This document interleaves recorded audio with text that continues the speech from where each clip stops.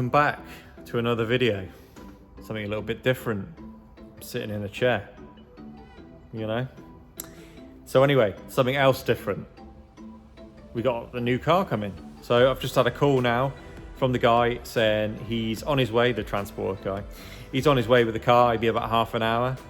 So yeah, let's go find out what it actually, no, you'll know what it is because it's gonna be in the title. It's a Honda CR-V, it's on its way. Let's see what's going on. Oh, here she comes.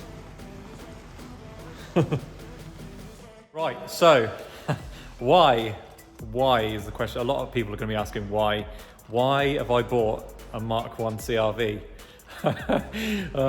Yeah, basically just I've never really liked, I mean, I've never even looked at a CR-V and thought, oh, that's a nice car, because they're not.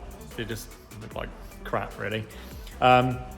I was just browsing Facebook one night and I came across a guy selling a modified MK1 CR-V, and I was like, yeah, do you know what? That actually looks decent. So I sort of scoured the internet to try and find one, and we found this one at Copart, our favourite place, Copart.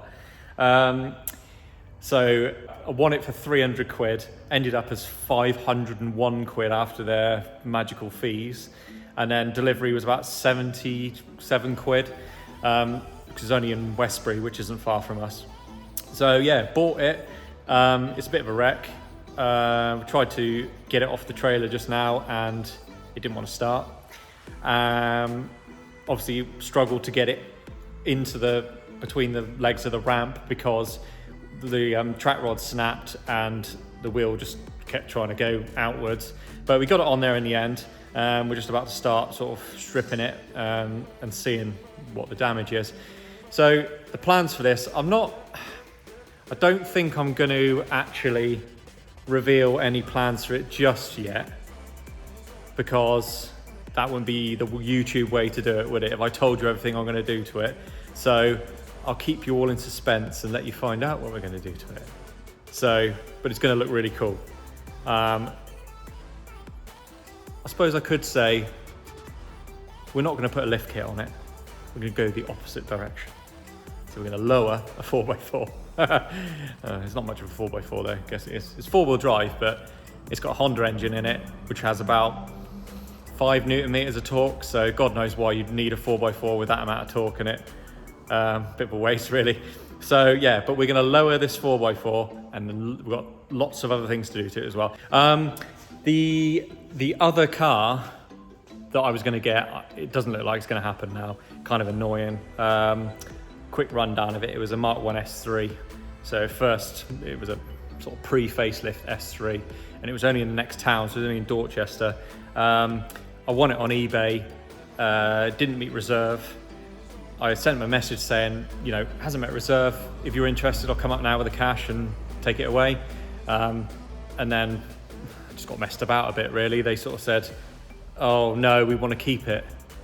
And then about 3 hours later said, oh, actually, no, you can come and look at it. And by that time, it was too late for me to get a lift to look at it. So messaged them in the morning.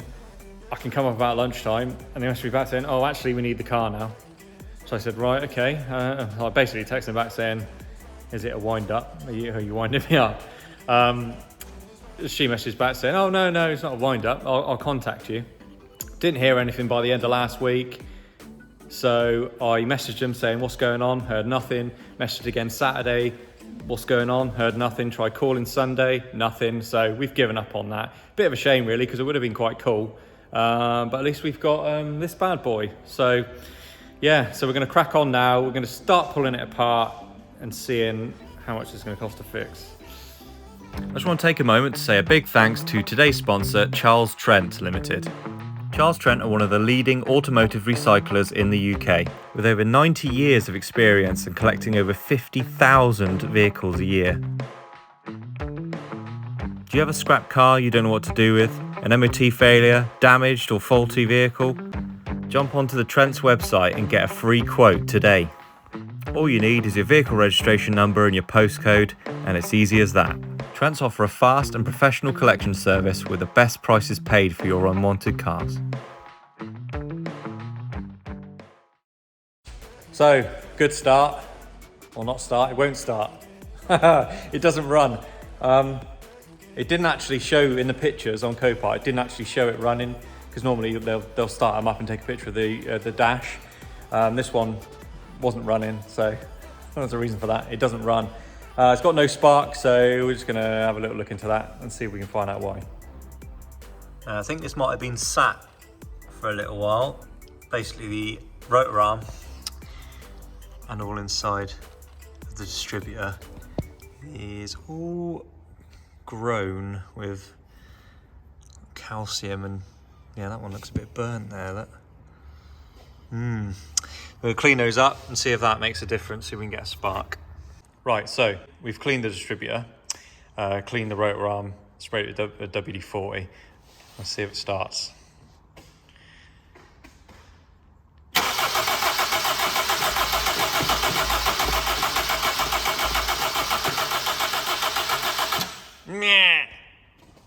No.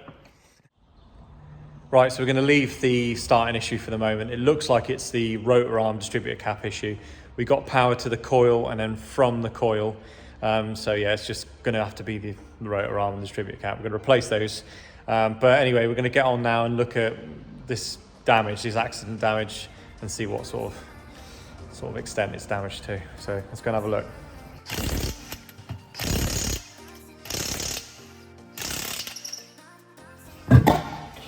Right, so it's all stripped out now. Let's have a look.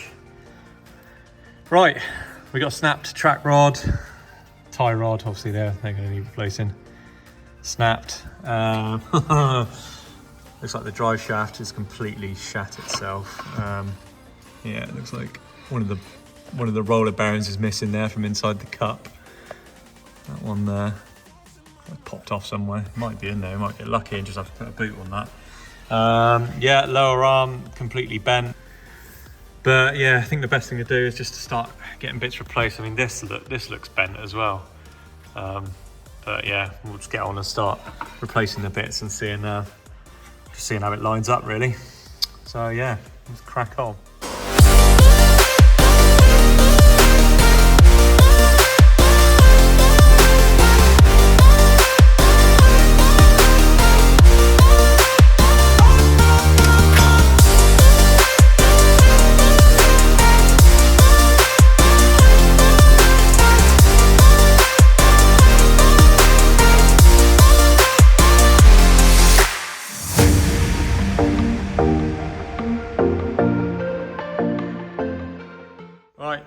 So here's what we're left with.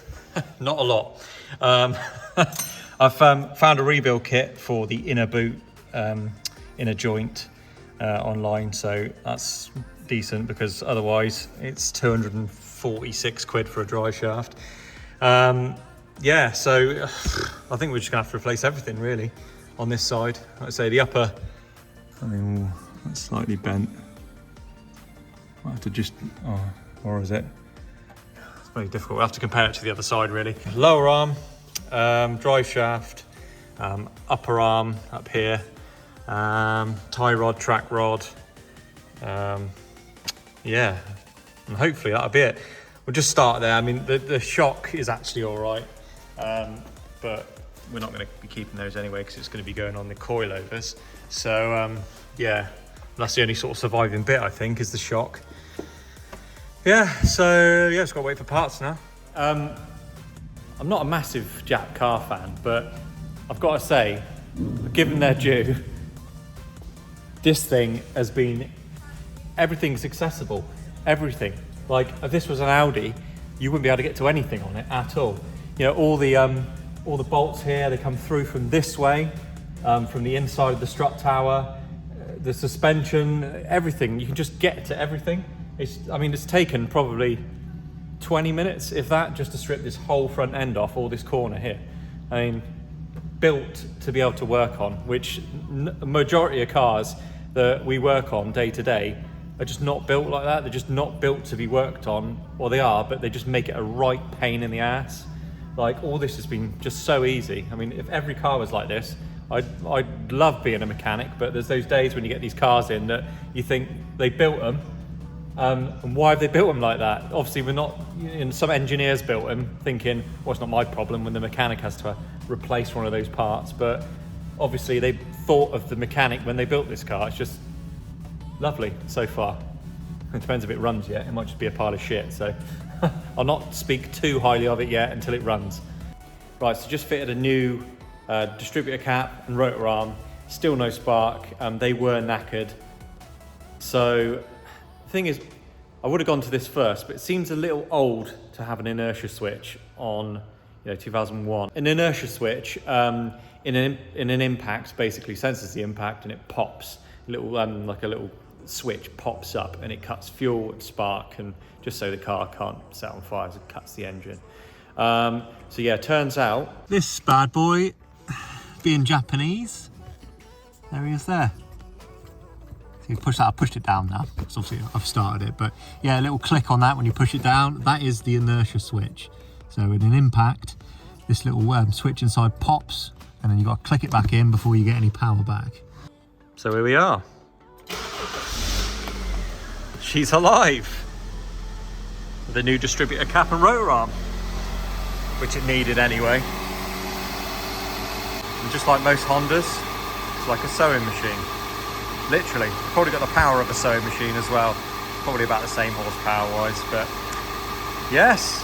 So we're there. So I can crack on with getting it built now. Listen to this bad boy.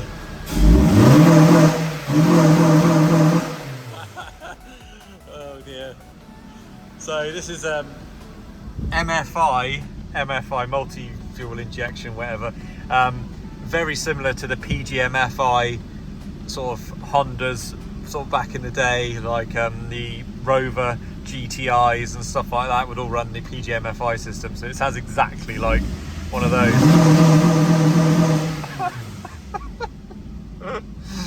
Brilliant. Another thing I've just noticed, which I don't know why I didn't notice, because I've had a few old Hondas.